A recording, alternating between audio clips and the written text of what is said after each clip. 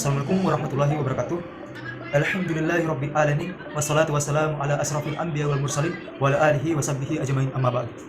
Apa kabar semuanya? Yang saya hormati dosen pengampu mata kuliah Ilmu Sosial dan Budaya Dasar. Saya atas nama Muhammad Swaib dan rekan kelompok saya atas nama Rika. Di video kali ini kita akan membahas topik yang seru dan pastinya bermanfaat bagi kita semua, yaitu tentang manusia dan keadilan. Manusia hidup dalam masyarakat yang penuh dinamika, dan mana keadilan menjadi fondasi utama untuk menciptakan harmoni sosial di Indonesia sebagai negara berkembang. Isu ketidakadilan seperti kesenjangan ekonomi dan penegakan hukum yang tidak merata sering muncul, sehingga menimbulkan konflik dan ketidakstabilan. Pemahaman tentang manusia dan keadilan diperlukan untuk membangun masyarakat yang adil dan makmur. Oke, selanjutnya saya akan membahas tentang manusia, keadilan menurut bahasa dan menurut para ahli. Adapun teorinya yang nanti saya akan bawakan. Yang pertama, saya akan membacakan manusia. Menurut bahasa secara etimologi, kata manusia berasal dari manu dalam arti Sanskerta yang berarti berpikir atau berakal budi. Dan adapun menurut ahli yang saya sebutkan di sini, menurut para ahli, Aristoteles dalam karya Politis menyebut bahwa manusia sebagai zoon politikon atau hewan politik sosial. Menurutnya, manusia secara alami hidup itu berkelompok dalam masyarakat karena membutuhkan kerjasama untuk mencapai kehidupan yang baik. Oke, selanjutnya saya akan membahas tentang keadilan menurut bahasa dan para ahli. Menurut bahasa, kata keadilan berasal dari kata adil dalam bahasa Arab, dari akar kata adalah yang secara harfiah berarti menuju tengah, lurus atau seimbang. Makna intinya adalah meletakkan sesuatu pada tempat yang semestinya, tidak condong ke kiri atau ke kanan, sehingga mencerminkan ketidakberpihakan dan proporsionalitas. Jika menurut para ahli, Aristoteles itu membagi keadilan menjadi dua. Yang pertama, distributif atau pembagian proporsional, dan kedua ada komutatif atau pertukaran setara. Kalau menurut ahli John Rawls, dalam teori Veil of Ignorance menyatakan keadilan sebagai kebebasan, setara dan ketimbangan yang menguntungkan orang yang tertindas. Oke. Adapun teorinya, teori utama itu menghubungkan sifat rasional manusia dengan keadilan sebagai keseimbangan hak wajib. Di sini saya akan mengambil teori dari Aristoteles dan Rawls, yang dimana teori Aristoteles itu keadilan proporsional. Aristoteles melihat manusia sebagai zoon politikon yang mencapai eudaimonia melalui masyarakat adil. Adapun teori Rawls, justice as fairness, John Rawls mengusulkan veil of ignorance, manusia rasional memilih prinsip keadilan tanpa tahu posisi sosialnya. Oke, selanjutnya kita akan masuk di pembahasan bab 3. Secara umum kalau di Indonesia itu pasti ada yang namanya ketidakadilan antara manusia dan hukum, kan? Itu banyak sekali yang tidak adil. Contohnya ini saya akan membacakan tentang hukum sering tidak adil bagi masyarakat kecil. Kenapa?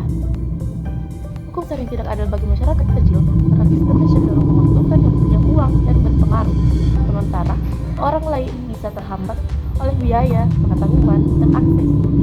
Padahal hukum itu seharusnya netral dan melindungi semua orang sama rata, tapi kenyataannya beda. Masyarakat kecil atau rakyat miskin, petani buruh, atau warga desa itu sering kalah sebelum bertarung. Jadi kita tidak perlu memandang dia punya kekuasaan atau dia hanya rakyat biasa. Kita harus meratakan hukuman untuk semuanya. Itu yang namanya keadilan.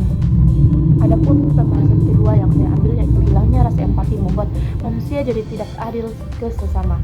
Hilangnya rasa empati itu sering membuat manusia jadi lebih tidak adil ke sesama karena empati adalah dasar untuk peduli dan bertindak adil. Saat rasa empati itu hilang, manusia cenderung egois, melihat dunia hanya dari sudut pandangnya diri sendiri dan mengabaikan penderitaan sesama. Tanpa empati, norma yang kuat menindas yang lemah. Jadi kalau empati hilang terus-menerus, masyarakat jadi terpecah. Yang kaya semakin kaya, yang miskin makin terpinggirkan. Konflik naik, kepercayaan sosial runtuh, dan kejahatan meningkat karena orang anggap semua dari diri sendiri. Jadi kita juga sebagai manusia harus punya rasa empati kayak sesama kita. Adapun pembahasan yang ketiga saya ambil yaitu kekuasaan yang membuat manusia menciptakan ketidakadilan. Kenapa? Kekuasaan bisa membuat manusia menciptakan ketidakadilan karena cenderung merusak moralitas, memicu egoisme, dan memungkinkan penyalahgunaan yang merugikan yang lemah. Contoh nyatanya itu ada di pemerintahan. Pemimpin abaikan aspirasi rakyat demi oligarki seperti kebijakan tambang yang merusak lingkungan tapi untuk tapi itu menguntungkan bagi pejabat atau di perusahaan. Bos pakai posisi potong upah karyawan demi bonus pribadi. Kalau dibilang dampaknya ke masyarakat, ya pasti ada. Dampak ke masyarakat itu rakyat kehilangan percaya hukum, konflik sosial naik, dan demokrasi lemah karena kekuasaan terkonsentrasi. Yang kecil terus tertindas, siklus kemiskinan dan protes pun berlanjut. Kalau dibilang adil itu tidak adil untuk manusia. Makanya kita harus atasi ini semua.